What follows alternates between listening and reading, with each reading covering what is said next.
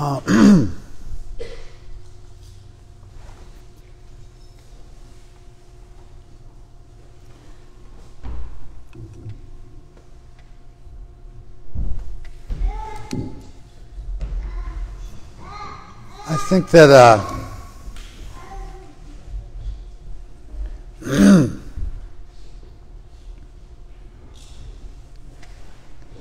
think that in general,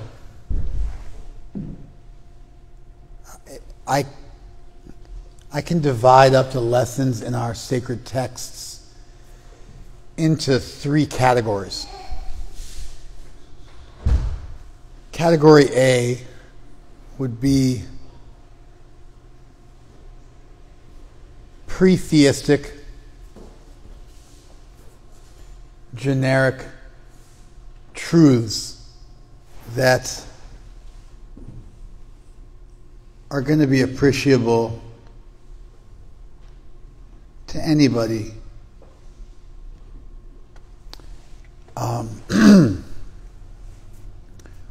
who's reasonably discerning. You don't require a lot of common ground with our tradition to appreciate the most generic truths of our tradition. Somehow you're right behind the phone. Just move to the side. You. Yeah, it's a little bit.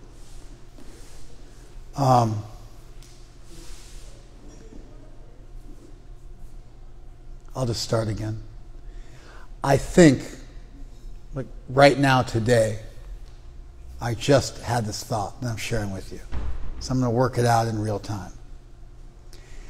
I think that when I'm looking at our sacred tradition, our texts, really the medieval and ancient teachings, because our tradition has a medieval component as well as an ancient component.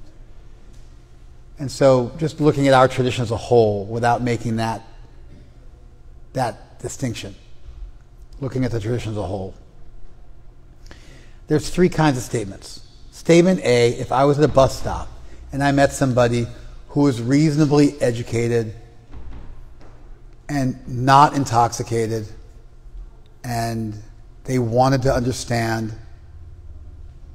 it would take just a matter of minutes to explain something from our tradition to them.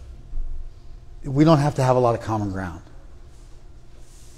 because almost anybody in the world should be able to appreciate these truths which are pre-theistic. What would be an example of a pre-theistic, generic truth that anybody at a bus stop that you were spending time with should be able to understand from our tradition? If you don't know our tradition, can't answer the question. The prerequisite for answering this question is you have to be familiar enough with our tradition to then distill down, filter through, and come up with something which is simple and pre-theistic. Give me an example, Brian. Can you define a pre-theistic? Which part of the word pre-theistic is unclear to you? No part of the word pre-theistic is unclear to you.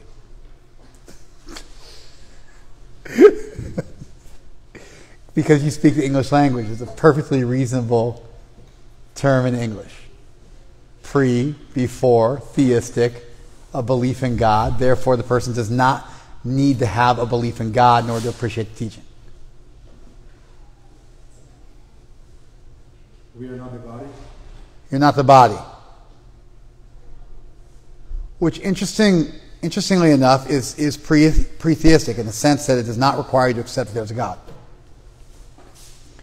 It does require for you to get into the irreducibility of consciousness, that there's something about you that is not derivative of the chemical states in your brain, that consciousness cannot be manufactured through physics and chemicals, that it is a properly basic feature of reality, that it's fundamental, that it can't be reduced down to its constituent elements.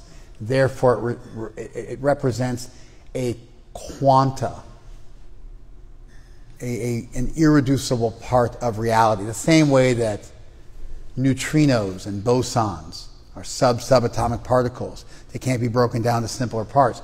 We have fundamental particles, and we're saying that consciousness is a fundamental particle because we have features like free will and the ability to think about other things, and the ability to think and the ability and having free will are features that we simply do not find in the chemical world, and therefore we are not an emergent phenomenon. We are a basic feature of reality.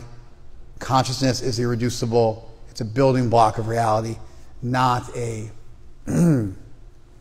emergent property of more basic features of reality. Sure, you can say that in a minute or two. I want to go even more basic than that. What's even more basic than that?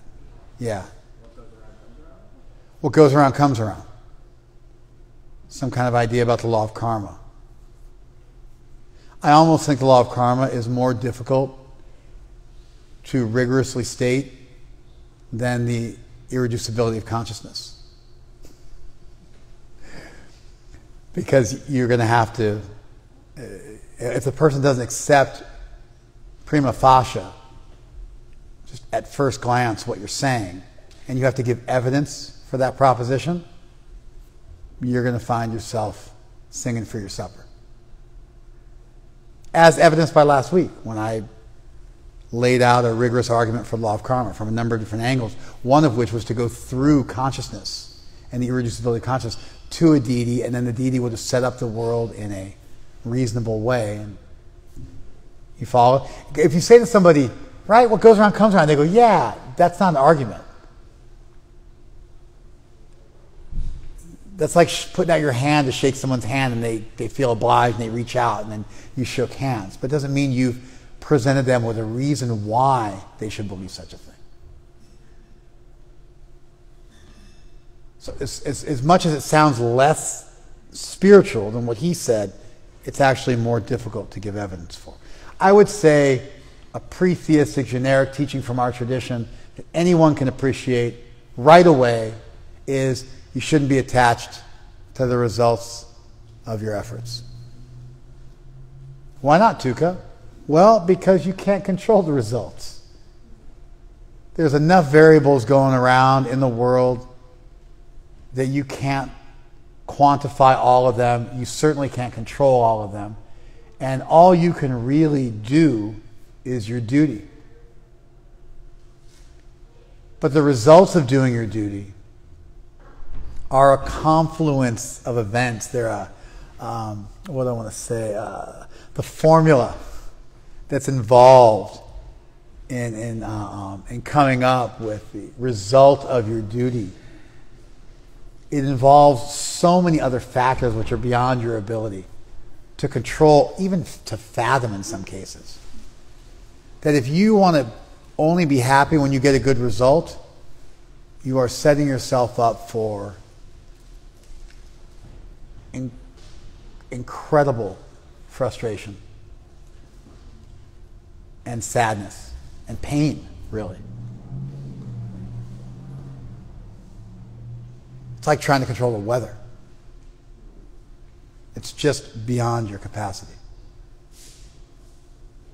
And therefore, a results-based ethic where you just try to get the right result is a poor ethical system for a person. You're much better off with a duty-based ethic where you figure out what's right, a deontological perspective where you figure out what's right, what's the right thing to do, and you satisfy yourself having done your duty. And you admit that controlling the results of your actions, controlling what happens, is just beyond your ability. It's beyond everybody's ability.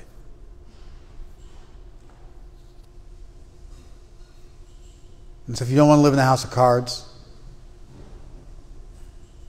and you don't want to spend your life walking on eggshells and walking on thin ice and being in anxiety, then better you learn the lesson that you can control your duty, but you can't control the results. Put those up on the altar.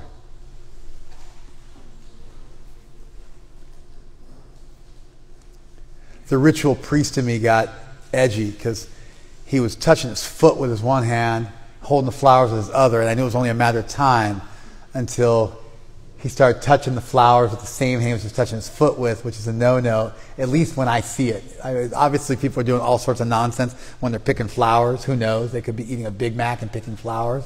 But we don't see that. We can't control for that. But once it's in my space, I start to get bent out of shape if it's touching the feet or the floor or shoes or this or that.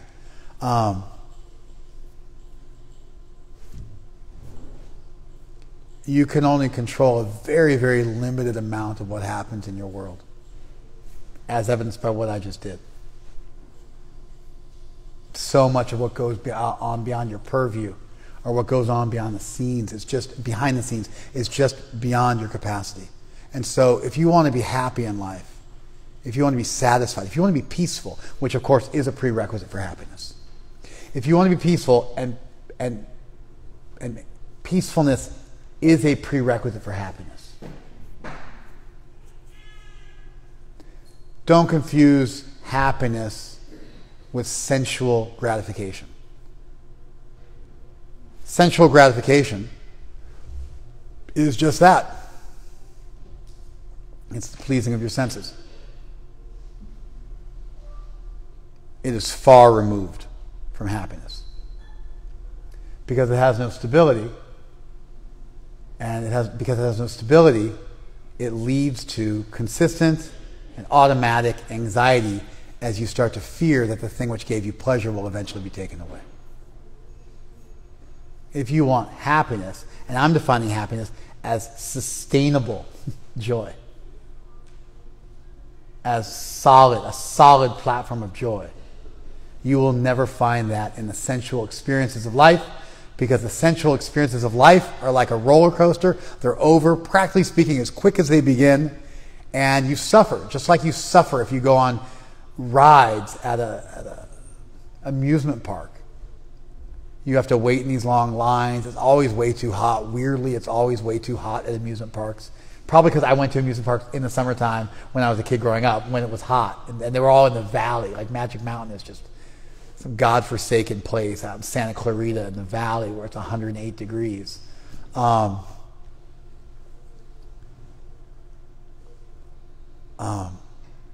You wait in these god-awful lines, and then you get 5 minutes of joy, and then you got to go back in the line again. Then usually the whole experience isn't quite enjoyable. Some aspects of the roller coaster, maybe, if you want to vomit when you're going through the loops, there's going to be some aspects of it that are freaky and scary. Then it's over. As soon as you started it, you got to wait in line again. And even if you're down for that, you start to get tired and hungry and heat stroke and sunstroke, and your body can only last so long out there in that Mojave-like environment. How many of you have ever been to an amusement park and you're just exhausted after the day? Just brutally exhausted. Like, I'm going to crash my car on the way home. I'm so exhausted, right? And if you've got kids, they never leave at the appropriate time. So they stayed till they were too tired, and then it becomes this whole thing where you miss that window where they're supposed to go to sleep, and it turns into, some kind of nightmare where they're screaming bloody murder, right?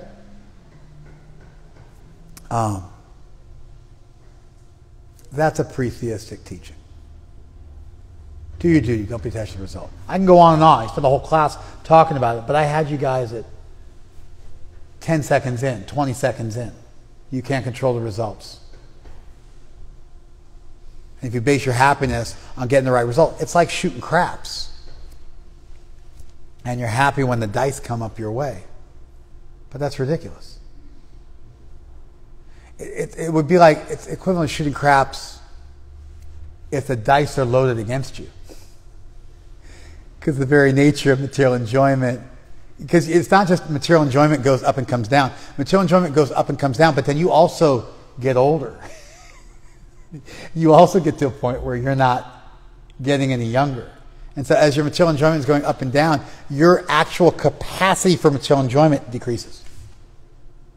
Your cup gets smaller the older you get. Your libido shrinks. Your capacity for enjoyment shrinks. And it becomes a more bigger efforts for, what do I want to say, diminishing results. You get this law of diminishing returns. Whereas you get older, it's less enjoyable. Also, the nature of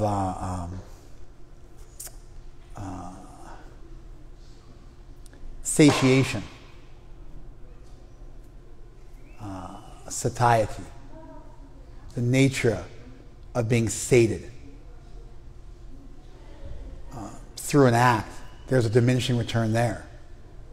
Like alcohol that you develop a tolerance towards and require more of.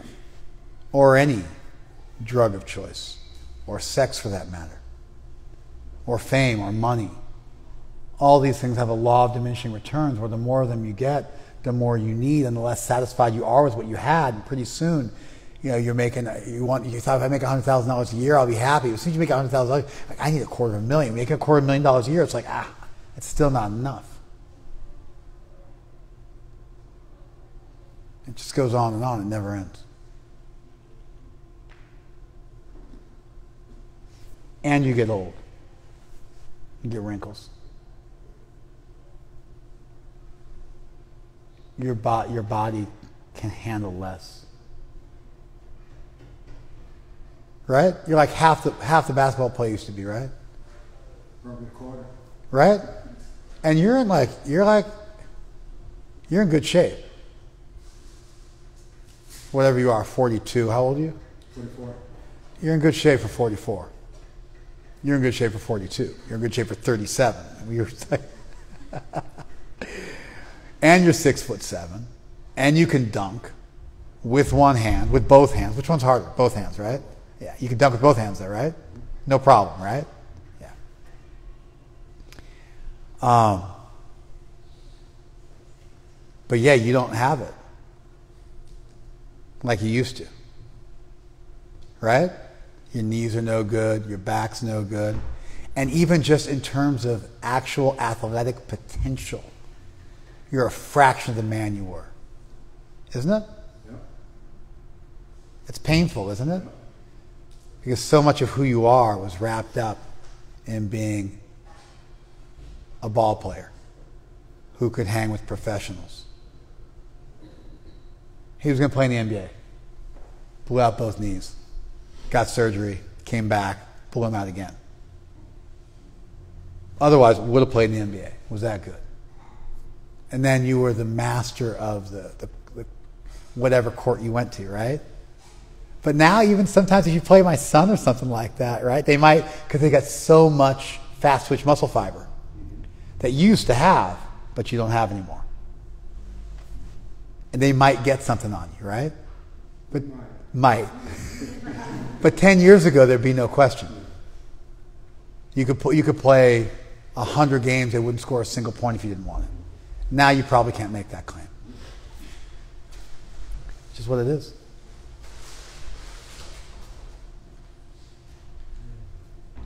That would be a pre-theistic truth. It's very easy to give evidence for. And then I'll go with number 2. Number 2 is it's a theistic truth.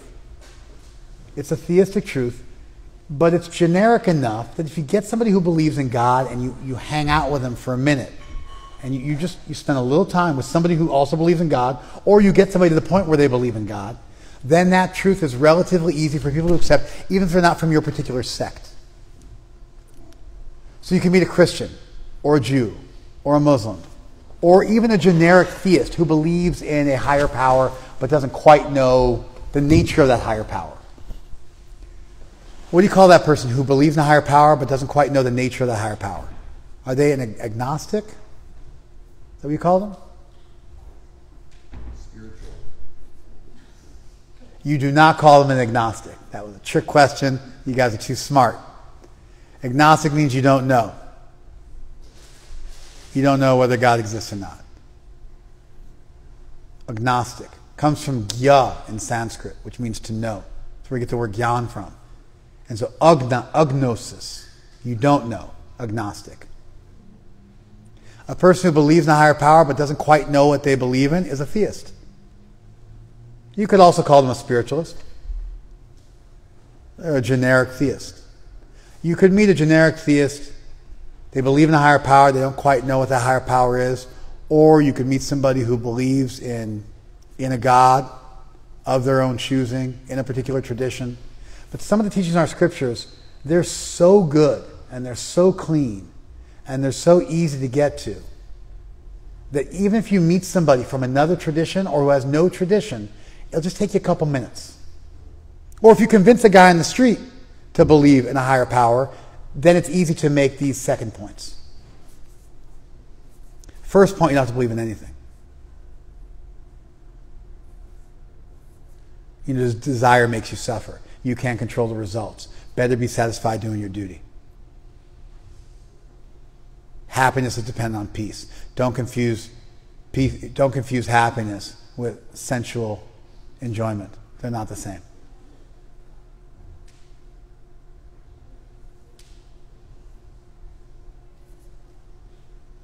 Those ones are easy. You can almost just say them. And if somebody wants to challenge you on them, it's really easy to give evidence for your position. You guys following this now? Now we're on the same page, right? Because all of you talk to people, so you get some sense of what I'm talking about. What will be an example of a theistic teaching from our tradition that's just obvious to anybody who believes in God? That if you have that common denominator with a person, you can make a point. Something from our tradition. It's powerful, it's beautiful, it's noteworthy, but it's real easy to evidence, it's real easy to argue for. Huh? You're a soul, right? I would put that in there with consciousness. I'd go almost like pre-theistic for that. Because this is going to be something about the nature of God. Because it's theistic, so it has to do with God. So it's going to be something about the nature of God. The soul is a part of God. Maybe we could modify it a little bit. Get there? Sure. What's one? Yeah. God is all good. All good, not powerful? Easier said than done. It does take a minute to make that argument. It does take a minute to make that argument. I make that argument. I guess I have to make that argument now because you said it. I'm trying to give you a class on what good evidence looks like. So I think I'm committed. I'm on the clock? Okay.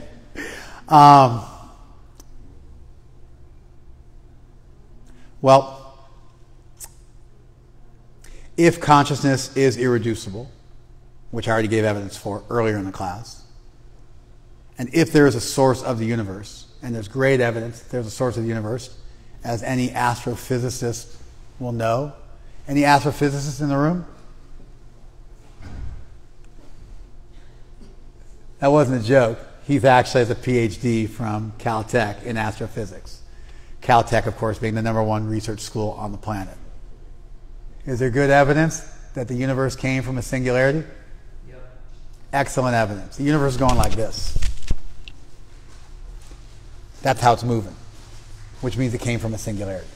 Now, if consciousness is irreducible, is an irreducible facet of reality, the way an atheist cosmologist would proceed is he'd say the singularity gave birth to the universe. The singularity follows the laws of physics. The laws of physics have fundamental forces and fundamental particles. Those fundamental particles, like neutrinos, are governed by fundamental forces. Like in the case of neutrinos, they're governed by strong nuclear force and weak nuclear force. Those things mixed together form the chemical world that we find. The chemical world is made up of combinations of subatomic particles, atomic particles into molecules. Those molecules interact with each other according to chemistry. Chemistry gave rise to life through abiogenesis, which is just a fancy way of saying life came from chemicals. And that's how the world proceeded. However, if you interrupt that process and you point out that consciousness cannot be arrived at through chemical interactions, you're now left with a universe which was created from a singularity, but that singularity must also be conscious, because you cannot say consciousness was built out of other more primitive states. You rather have to introduce consciousness as itself a most primitive state, an irreducible state, a quantum of reality. If you have a singularity which is conscious, the singularity is the source of existence, the all-powerful source of existence. And if you introduce that source of existence was also conscious, what have you just demonstrated? You just demonstrated God. Now you got to ask, so now you have an all-powerful deity that created the universe, but then you have to find out how to make that deity all good. And there's two paths to argue for an all-good deity. These get a little bit more complicated, which is why probably this wouldn't be one of the ones I would go with. But okay. If you want to define all-powerful, we like to think, and listen carefully, because up till now, if you're smart, you could have been half listening and still followed. At this point, you won't follow if you don't listen. We like to think of goodness or evil as a choice you make, like going left or right as you're going down a road. Therefore, goodness and evil are equally weighted in most people's minds. They're a choice, like going right or left, or going up or down, or zigging or zagging. And so that means they're both equally weighted, and they're conceived of as being equal realities. I don't think that's true. I think that people do the right thing unless something stops them from doing the right thing. And what stops them from doing the right thing is some form of weakness.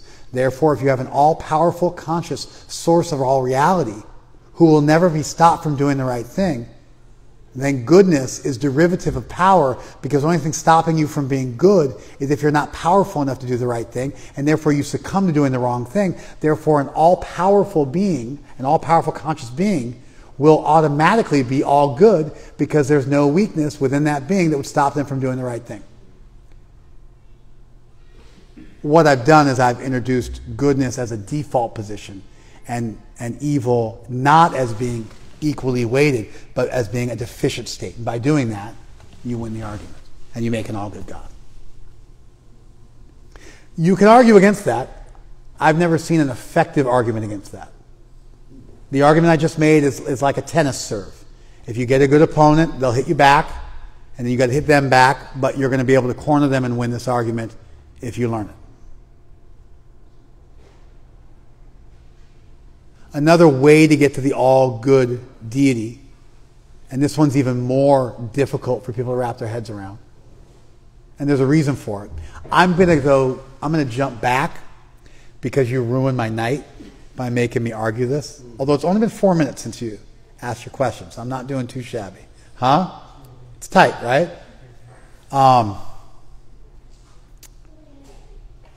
The only way to get better at this stuff is to do it. You make the arguments, and then you fail, and then you look foolish, and then you go home and lick your wounds and get better. Like when you try a new move in jiu-jitsu, and you look like an idiot, and you get subbed, and then you have to go back and figure out, what did I do wrong, because you don't want to try it again and mess up again. And so it's therapeutic to make strong arguments for what you believe in and fail.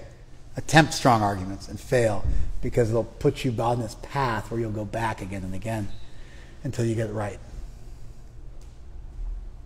I'm going to go and I'm going to give you an example of a theistic truth that I think is easy to get at. Somebody says, I believe in a higher power. And go, right? Like the universe is trying to tell you something. There's something out there. We might not know what it is, but there's something out there, right? And that's something that's out there that's trying to help you. Let's think about what that means for there to be a higher power that's trying to help you. Number one, that higher power is trying to help you or wants to help you. It's got to be conscious, because it's got to be able to think about your welfare. It's also got to be all good, because it's thinking about your welfare and probably everybody else's too, unless you're some kind of Christ-like messianic figure, in which case you probably have delusions of grandeur. and you're in the manic phase of your bipolar issue. That doesn't sound good. It sounds like a car you're not going to be able to do that while sitting down. And that's probably not going to help.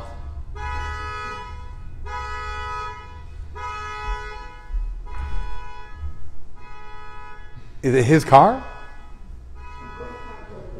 Okay.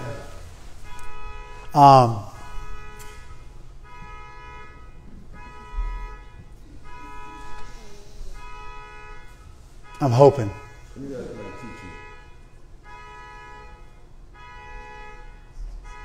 Hey, what's going on, Pavan? Huh? Is he making trouble? I don't think we're quite there yet.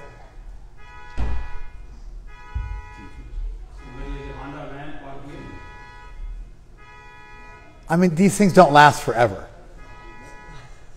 Although this one is really impressive. It's in our parking lot. Who would have made it go off? Some kid ran by and hit it? It's a conscious entity. That's what it feels like, right? The universe is not looking out for me.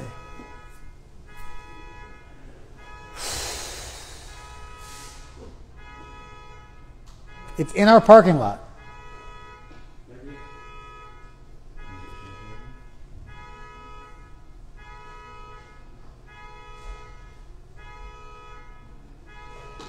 What do I do? Honda, van, anybody?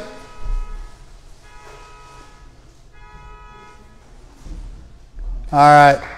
Once you finally decided you were going to do something, it ended. The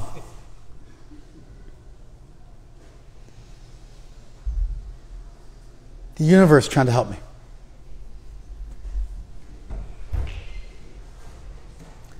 But what does that mean? Let's refocus, everybody.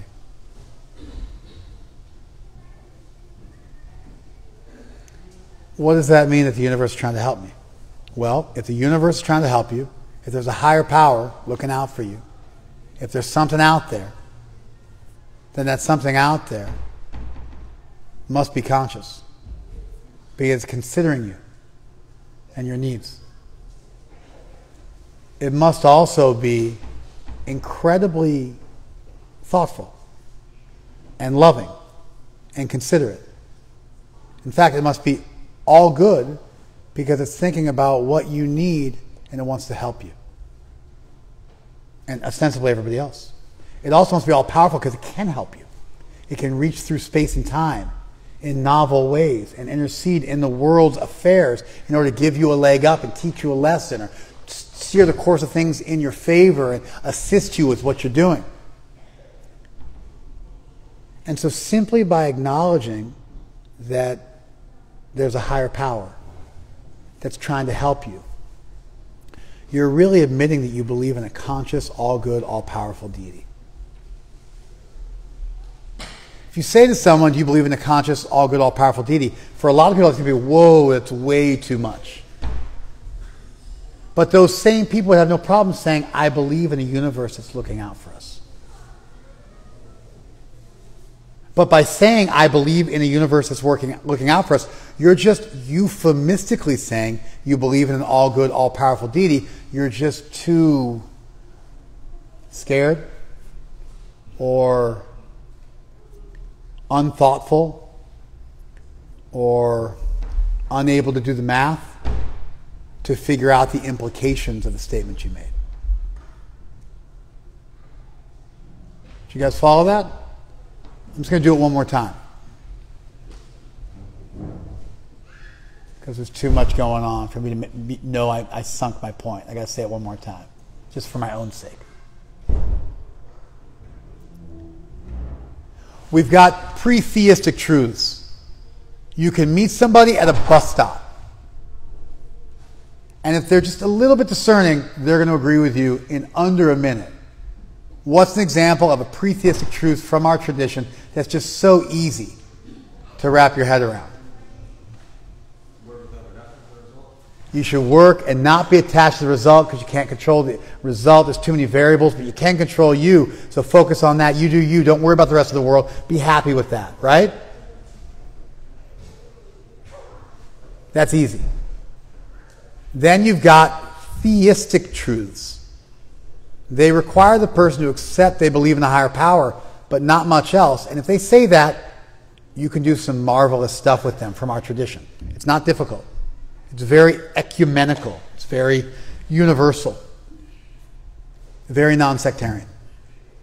An example of that is if somebody believes in a higher power that wants to help them, you can get from there to an all-good, all-powerful God like that. Really easy. What stops people from getting there?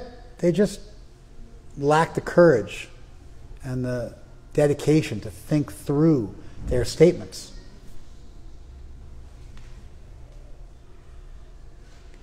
I believe the universe is looking out for us. Well, then the universe must be conscious because it's looking out for you. Which, of course, means the universe is an individual, because to be conscious is to be an individual.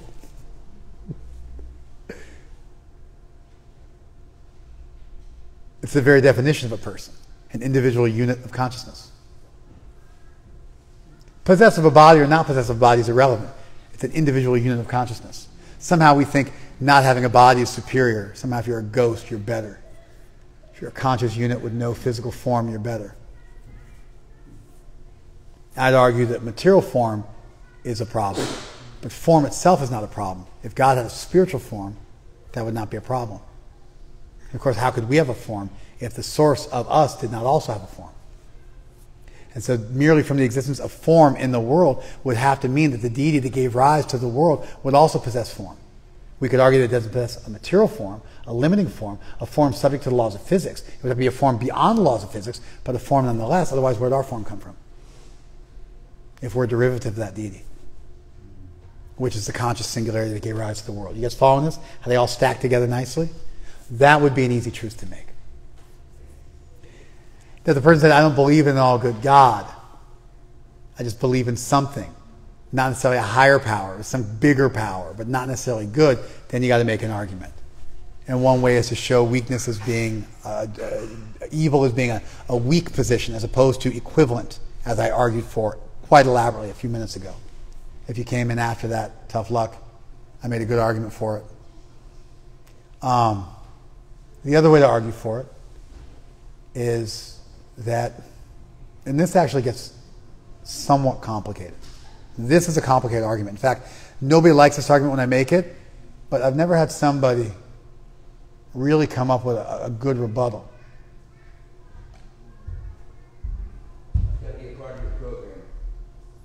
Thanks for coming, sir. Thank you, sir.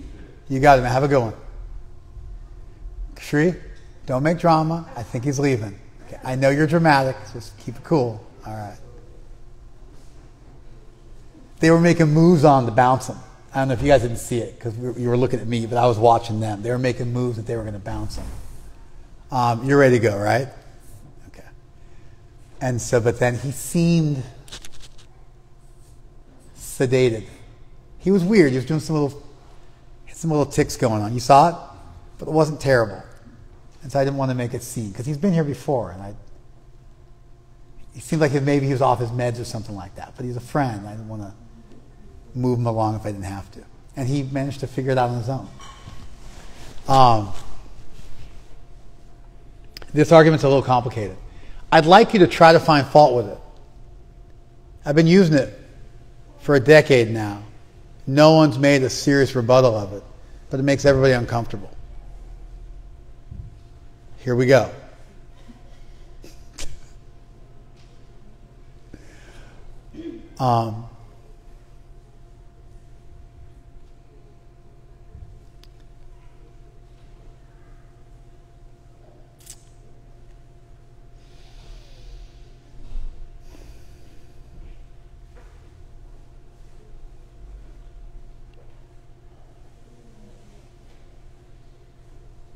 You know, I'm not going to try to make the argument.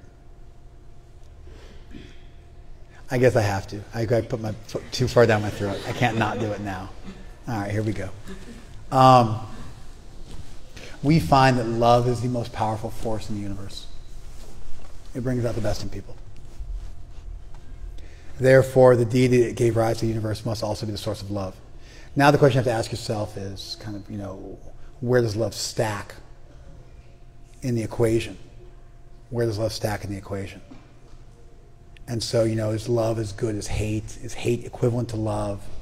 Is love a default position? That's the kind of argument we're having now. But I'm advancing a position. I'm saying love is the most powerful force in the universe. I'm saying human beings were made to love, and they do their best work when they love. And when we look at human beings, we have an unbelievable ability to think about the nature of reality, to think about our source. We are uniquely endowed with the capacity for recursive thought. We can think about things in very, very complex ways, and we can speak about them in complex ways, which is an indication that we have incredible powerful thought. We think in language, therefore, when you look at the species which has the most ability to speak, you've now found the species which has the most ability to think. In fact, you learn in developmental psychology, you learn to think alongside speaking. And human beings have something no other animal has. They have recursion in their language. They can say things like, I went to the temple with my family on this day, in this car, by this route, at this time, to see this program, to then go get vegan ice cream afterwards, to drive home and watch the moon rise in this year, in this country. Those prepositional phrase after prepositional phrase after prepositional phrase, which gets stacked on top of one another to get these incredibly elaborate thoughts. That's unique to human beings. Noam Chomsky calls it the language acquisition device in the human brain, which is really the prefrontal cortex that allows us to speak and think about the world in very profound ways. In fact, we are the only species that can think about the nature of reality, the nature of a conscious creator. We're the only species that has religion. There's something special.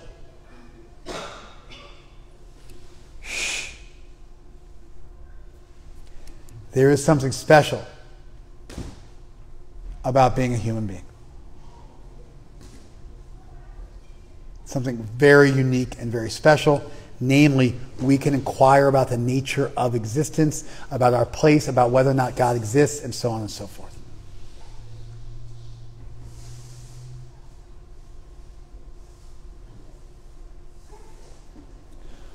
The fact that we are uniquely endowed with that capacity for thought means we are the most divine-like creatures that exist. Now, because we have free will, we can also be the worst creatures on the planet. Because we're the most evolved and we're apex predators simply by our existence. And so we can make the wrong choice and we can zag instead of zig and really go off course. But that doesn't change the fact that we are the only species that can really inquire about the nature of God and reality. All other animals just operate on instinct, which is why we don't have codes of ethics or laws for animals. If a tiger eats a human being, we don't think it's an evil tiger. Even when we put it down, we know it's just operating on instinct. If a dog assaults another dog in the park, we don't think that's a terrible thing. We blame the owner for not controlling them better, because we don't see that animals have a requirement to follow any particular ethical conduct. Although if a person assaults another person, we see it as being a moral failing of that person, and we judge them accordingly. We have laws for this specific reason, because human beings have this unique ability for moral thought, for ethical thought.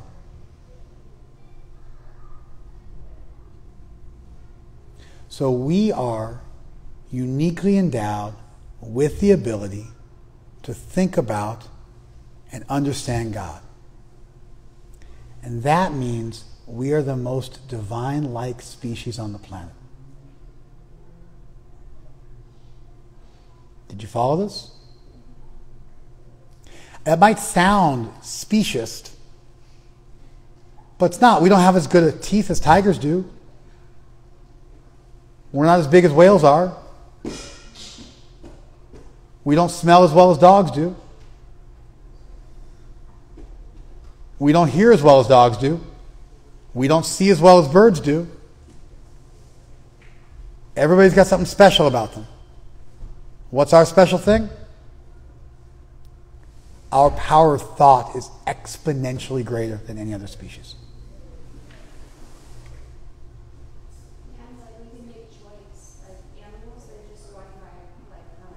It's a very good point. It's a very good point. Animals operate on instinct. And I was trying to make this point. You said it better than I did. Animals operate on instinct. Therefore, we have no laws for animals to follow other than the ones we force them to follow. But we never get on their case or see them as having failed morally if they rape another animal or kill another animal. We, in fact, blame the owners for not creating a proper cage or not keeping them on a leash. Because they're operating on instinct. But human beings, man, we have free will and an almost unlimited capacity for thought. Therefore, we are the most divine-like creature in existence, because when we look at that all-powerful being that gave rise to the universe, we most perfectly represent those powerful qualities. Not all powerful, but those powerful qualities of thought, of omniscience, and those powerful qualities of omnipotence. We're so weak, and yet we're an apex predator. And we have no claws. I mean, our fingernails are like a joke. If you try to actually use your fingernails as a weapon, you're going to like tear a nail. You know? You can't claw people. I mean, you can scratch people, but you can't actually do serious damage to people. You're going to break your nails.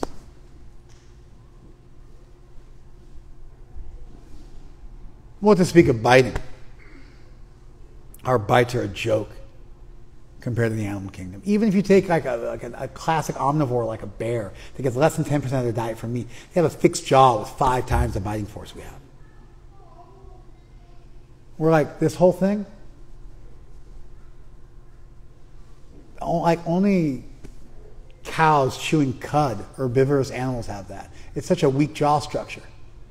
It's made for chewing grains. It's such a weak jaw structure. You can't actually sink your teeth in and bite down in any sort of serious way. But we can think, and we have free will.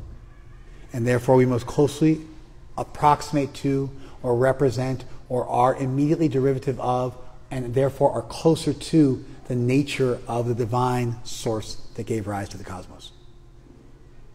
As such, by looking at us, just by looking at someone's children, you can understand the most about them, as opposed to looking at the neighbors of their children, or their children's children's children, or their cousins, or some less direct descendant. And so when we look at ourselves, we most closely see the nature of the deity. And when we look at human beings, we're distinct from animals in that when we cooperate together and we show compassion for one another and we're selfless, human society thrives. Animal society is not like that. Animal society thrives in a much more mechanistic way, in a much more less free will way, much more instinctually, and much more savagely, and with the law of the jungle, where might equals right. But in fact, humans do their best work when they supplant that natural law. This is John Locke and social contract theory. Human beings do their best work when they supplant that natural order of things with a more divine. We hold these truths to be self-evident, that all men are created equally and are endowed by their Creator with certain inalienable rights, such as the right to life, liberty, and the pursuit of happiness. That's the Constitution. In fact, so many civilizations have these great maxims of truth, these great Magna Cartas, these great letters where they explain to themselves and everybody around them the ultimate divine principles which govern reality that are higher than the brute laws of the jungle. And when we look at that, we look at what makes human beings beautiful and what makes them thrive and what makes them be the best and what makes them do the best work in the world and do the best for themselves and others, we find this cooperation, compassion, kindness, selflessness, etc., etc.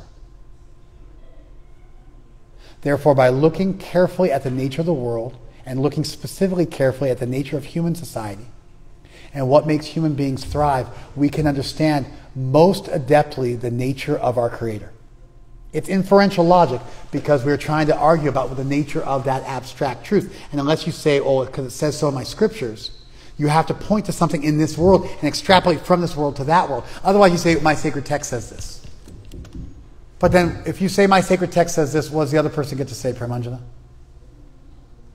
You weren't listening. What does the other group get to say, Rupanugaji? I didn't follow the question. Yes. I started arguing. I started making my point too fast. No, the last sentence you said, that was too fast. If I say to you, Bhagavad-gita says that Krishna is all good and all powerful, what can you say back to me if you don't like Bhagavad-gita? There's suffering in the world. You can say, that's true. You didn't follow my whole, you didn't follow more than a couple of sentences. If I argue about the nature of divinity simply based on my sacred text, then somebody else who does not accept my sacred text has absolutely no reason to believe what I'm saying because it's just written in my book. And in fact, they can now introduce their own book, which says any crazy nonsense. And because my authority is just, it says so in my book, they can say, it says this other thing in my book. And now we're left with no way to arrive at truth because everybody just dogmatically quotes their text and no one actually has to argue for a reasonable, logical point of view. If you want to escape that, where you're just butting heads with other traditions that have something else written in their sacred text, you have to find a way to extrapolate from stuff we can both look at in this world and then figure out something about the nature of that world. And we have a whole logic which is designed to do this. It's called inferential logic, where you test a drop of water and you understand something about the nature of the ocean. And that's the best you can do in this world, is to make a strong, inferential arguments are strong or weak. They're not true or false. They're strong or weak. The best thing you can do to make an argument for the nature of God is to make... I made a deductive argument, which was valid or invalid. I introduced the premise that evil was the absence of the power to do goodness. And therefore, when you were weak, you became evil. And therefore, an omnipotent being would automatically be good. That's a deductive argument. If my premises are true, the conclusion's true. This other argument is based on extrapolating from our nature and understanding that our nature tells us something about God's nature. But somebody else could challenge, no, but what about a tiger's nature? A tiger's nature is to be savage and selfish. You follow? And the law of the jungle. So now I have to find a way to privilege human nature above animal nature so that our nature more closely approximates to God's nature such that we can study human nature and leave aside animal nature when we want to understand something in the nature of God by looking at God's direct descendants that most closely resemble the deity. And I just made an argument to do that. That because of our power of thought, because of our free will, we are closer to divinity, and therefore by looking at us and what makes us thrive, we understand something about the nature of divinity, and when you look at human society at its best, it has these incredible principles. These incredible, beautiful principles of justice, of mercy, of truth, of beauty, of logic, of reason, of compassion, of selflessness. And therefore those qualities are part of God, and therefore God becomes all good by looking at ourselves and extrapolating from ourselves to an all-powerful version of ourselves. An all-powerful version of ourselves becomes all good. Do you guys follow that? That's my argument. What do you guys think? Yeah. Couldn't you argue then that God also created the animals and that animalistic behaviors? You missed it. Extrapolate. I got it. You missed it. Let me say it one more time. Like I said twice. I'm going to say it a third time. Yes. If God created animals, then I have to argue why human beings are better than animals. Therefore, the majority of my argument was to argue what's special about human beings and how human beings are more divine-like. Therefore, I can say by studying them, we get closer to the deity. Let me give you an example. Let's say there were 5 kids in the room. Right? And I was to say the one that is most like you is probably your son. And therefore, by studying the one that's special in that room that most looks like you, that one's most like your son. You follow? So now I'm looking at the features of human society that make them different and better than animals. Our power of thought about, you follow? And our free will. You missed it, right? But that's the crux of my entire argument. So it's an important point to get because it's like my entire argument hinges on making that point solidly, which is why I spent the majority of my time on it. Now you got it? Good. I appreciate the question. It means you're trying to work through what I'm saying. More. I'm looking for an argument against my position. By the way, I actually have never made this argument before. I made another argument, and I got confused for a second, so I had to think of this one right on the spot. So this was a new argument I made just now. I've never made this argument before. Well, I have an argument. Tell me. Yeah. So, what about the standpoint that God created evil just to have fun? Just to kind of have a game, like, a contest. Just for fun. I followed you. Just like as a pastime. I followed you. So your argument would be, because you're making a statement. You're saying, what if somebody says this? So you haven't made an argument. To make an argument, you'd have to give evidence that God is evil and created evil for fun. So what you're really introducing is what would be called a dystheistic conception of divinity. You're introducing that God is in fact evil. I'll give you. Hold on. I know what you said. I'm gonna trace out for you. Just give me a little room. I know what you said. I know I'm running with what you said, but hear me out. If Gore, his name's Gore. If Gore had 2 kids, Gore actually has 3. Gore has 3 kids.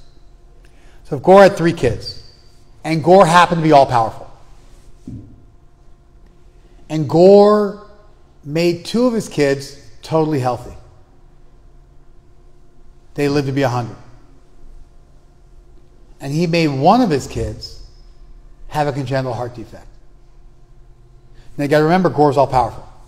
So and the fact that he had 2 kids and made them healthy means he could do that with all 3. But he chose to, for laughs, for fun, as a pastime. He chose to make 1 of his kids suffer horribly. A congenital heart defect. And where they couldn't pump enough blood, and they suffered, and their lungs didn't function properly, and their organs didn't develop properly, and they suffered a horrible infancy and then died.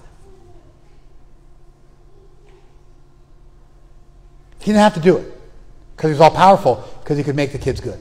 But he chose to torture 1 of his kids for no reason. It was completely arbitrary. I see you. Give me a sec. I'm arguing that would make Gore evil. A deity that would do that, I see you. I'm going to finish my thought first. A deity that would do that unnecessarily, as a pastime, for fun, as a joke, for laughs, is a monster. And in fact, in our legal system, a person who neglects a child, not even acts criminally against him, which is what he would have done. He would have made a criminal act. But if you even just neglect your child and don't care for your child, you're guilty of a crime. What to speak of if you actively torture your child, actively punish your child, blind your child. Well, yes, I heard you. And I understand where you're coming from, but that's because God didn't want that. God doesn't want anybody to suffer. The only reason somebody suffers is because they've done something wrong and they have to pay for the consequences. You do something bad in this law, you go to jail. It's a law that... But that statement you just made, just now, in response to what I said, is diametrically opposed to the first statement you made, which was, what if God did this as a pastime for fun? Well, this is like when God creates demons. God has created demons and he's also created... I don't believe God created demons. I believe God has souls, and some of them choose to do the wrong thing and they make themselves bad. I don't believe God created demons. Because if I did believe that God created demons, God now becomes evil. And I gave an argument for why that's the case. And in fact, when I said this, you found it anathema enough that you responded back and said, no, he's chosen wrong. So if that's your position, then God did not arbitrarily create suffering for people. Rather, they created it for themselves. And God gave them free will such that they were able to do that. And so you answered your own question. So if somebody says, what if God did this for fun? What they're really saying is, I believe in a dystheistic deity, an evil God. And my argument against the dystheistic deity is the same one I just made. Let me show you. Just give me a minute. I could be wrong. Just give me a minute. I just want to go to a higher level to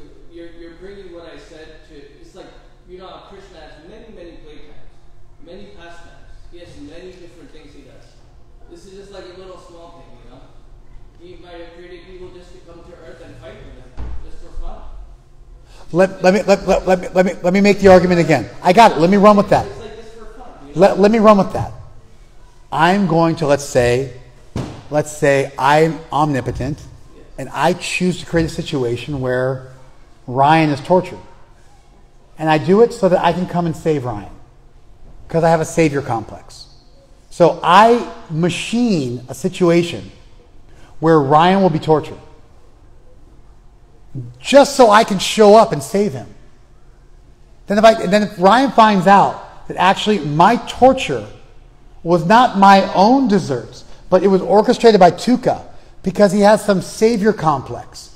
And so he actually paid some people to torture me, even though I didn't deserve it, so he could come and rescue me. And now he wants a reward for rescuing me. In fact, you would hate me forever. You would never want to associate with me again.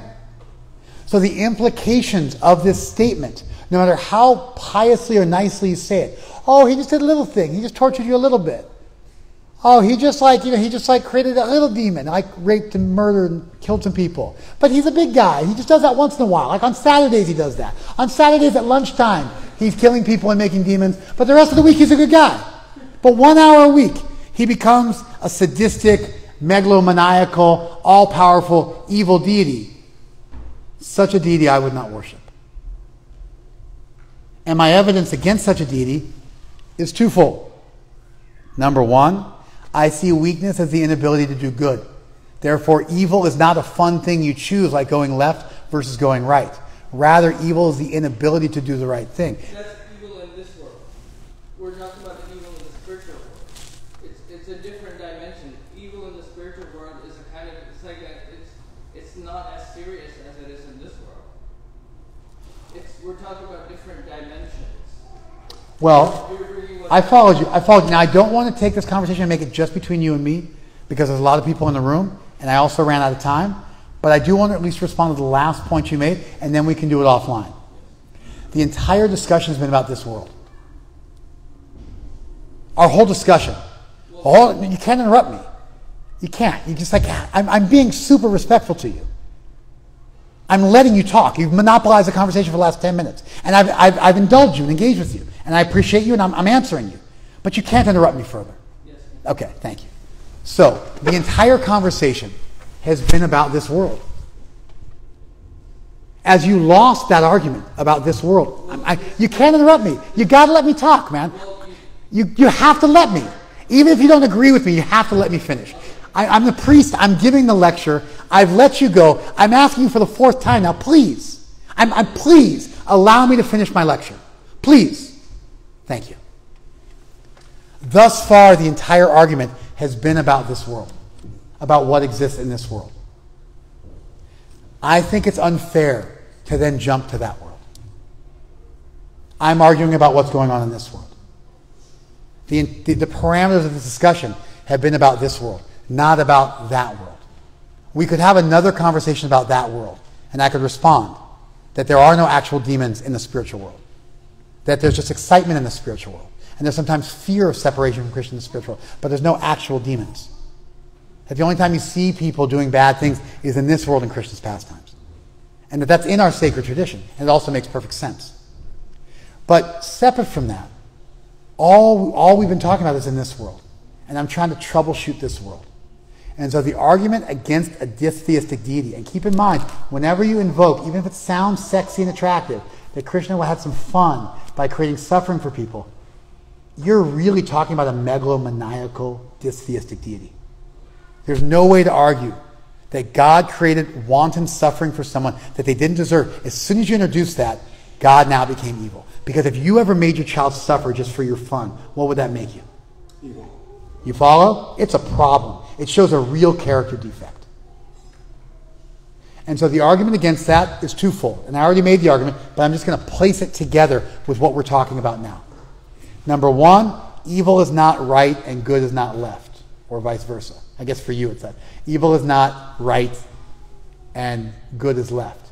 Rather, good is natural and evil is the inability to do good.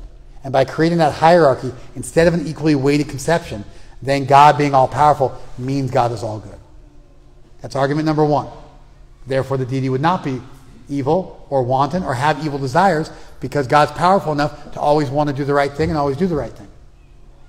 Option number 2, if we're looking at the nature of this world, we're trying to figure out something about that world. Because unless I just say that world is like this, and there's no evidence for it whatsoever, just because I said it, or a book says it, and that's my only evidence, is that world, I'm going to tell you about that world. And I have no evidence, no reason for you to believe it. The only way to talk about that world in a reasonable way is to extrapolate from this world. Now, when you look at this world, we see both good and evil. Well, I don't believe in evil, nor does Sanskrit have a word for evil. There is no word for evil in Sanskrit. Evil is a fundamental malevolent state. Sanskrit has words for sin or bad activity or bad behavior, but it has no word for fundamental evil, because it doesn't believe in fundamental evil, because it believes that everybody is ultimately good deep down, including murderers and rapists and everybody else. Their soul is pure, it's just covered over by illusion. It's very, very different than the dualistic notion in the West, where true evil exists, and there's a devil, a source of true evil. And there's demons comprised of pure evil. And there's pure malevolence as a fundamental feature of reality. We don't believe in that. But we could say the world consists of both good and suffering. And so now we've got to find a way to hang suffering on us and put the good on God. Because we just say anything in the world has to be attributed to God, then you're left with this, well, what about the animals versus human beings? And I made an argument that human beings are the most evolved species with the most ability to think about the nature of divinity. Therefore, we're the most divine-like. And when we look at what makes us the best, our best selves, it's not arbitrarily making our child suffer. Rather, it's selflessness and compassion and love. And those things move the world, and they're written about by poets, and are the most inspiring, motivating things you can possibly engage with. Therefore, extrapolating from our own experience and our own ability to think carefully, we come to the idea that God is all good, because he's an omnipotent version of us. What we would be like if we could always choose the right thing and never choose the wrong thing. These are 2 arguments for an all-good deity, which is a very complicated argument to make, as you now see. And so I was going to say 3 things, and we'll just finish with this. We'll finish with this. You can meet somebody at the bus stop, and you can say to them, what goes around comes around. And if they're cool with it, you're good. If they want to argue with you, you got trouble. But one thing you could say easily is, hey, don't be so attached to the results, because you can't control them. And everybody will sit there and go, oh yeah, you're right. If they want to argue they can control the results, just point out to them how they can't. It's not difficult to do. Just engage with them. It's a terrible argument that they make that they can control the results of their life. They can't. They can only control the results of what they do, but there's too many other variables. Just elegantly point that out to them and convince them it's really easy to do at a bus stop tonight. Like, don't drive home, take a bus home, and watch how much success you'll have. You'll have a lot of success. Alternatively, you meet somebody and they believe in a deity, but they don't know about the nature of that deity. They don't know what's the nature of God. They don't know anything about God. You can make some points that God is powerful, that God is a person, that God's an individual, that by accepting that they believe in a universe that's looking out for them, it's tantamount to saying they believe in an all-good, personal, individual, conscious, omnibenevolent deity.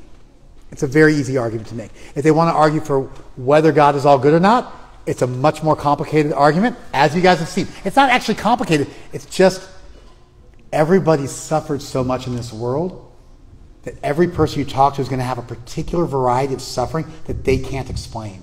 And you're going to have to dig into it with them and figure it out with them. The argument's actually relatively simple.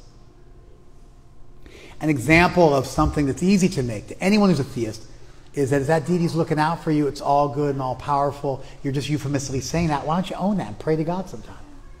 And then finally we're left with stuff in our tradition which is really just for us.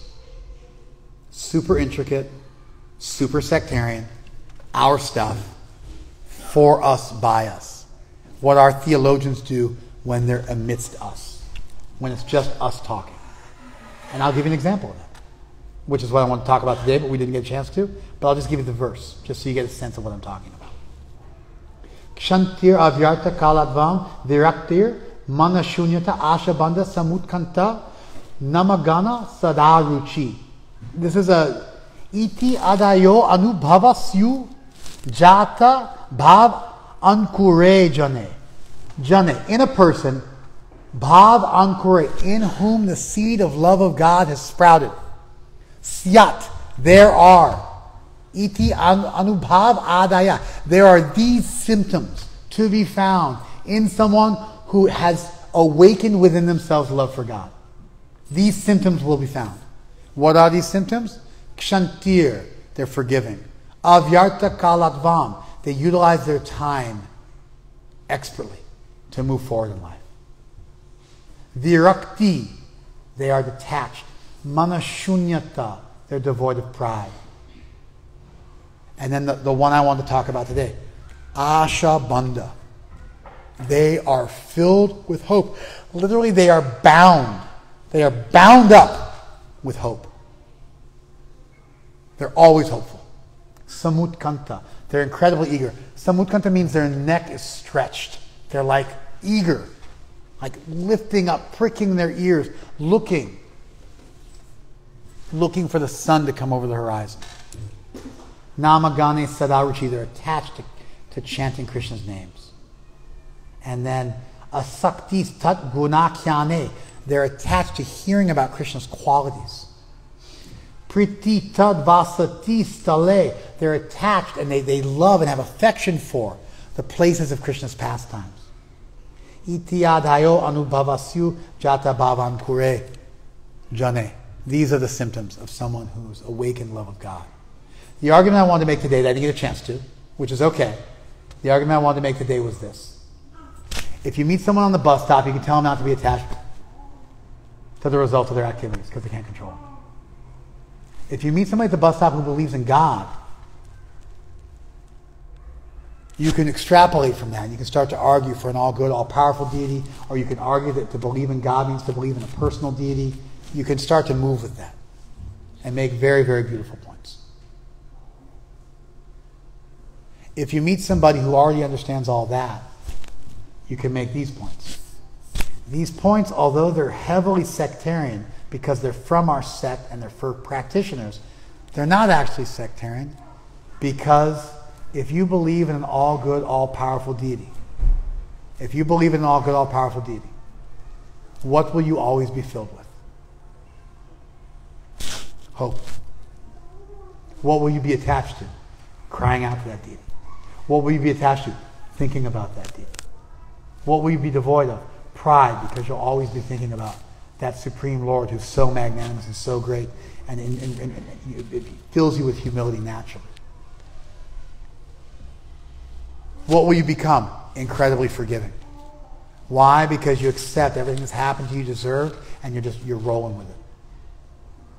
And so although these things may seem prima facie to be difficult to explain to somebody who's not a part of our tradition, because they represent the esoteric of our tradition, they represent our internal dialogue within our own community. The truth is, if you sit down at the bus stop with somebody, you take the trouble to tell them, don't be attached to the results, and also you should believe in all good, all powerful deity. By the time you do that, you can then sit down with them, and all these things make sense. And they fall like dominoes. They fall into place very, very beautifully. Our theology actually makes perfect sense. The esoteric stuff in our theology also makes perfect sense. It just requires you to put those first building blocks into place so you can make those intermediate and more advanced arguments. Just like if you want to talk about calculus, you have to teach people algebra and algebra 2, and you got to teach them math, trigonometry, and statistics, and then you get into calculus, and it all makes perfect sense because you built those foundational building blocks. The problem is when you try to teach calculus to somebody you haven't taught arithmetic to, that's what runs into trouble. But we have such a beautiful tradition because if you take the trouble to start at the beginning and build the building blocks, by the time you get to this stuff, you have a solid foundation and it all makes sense. Do you guys follow that? Let's do a little kirtan. Thank you very much.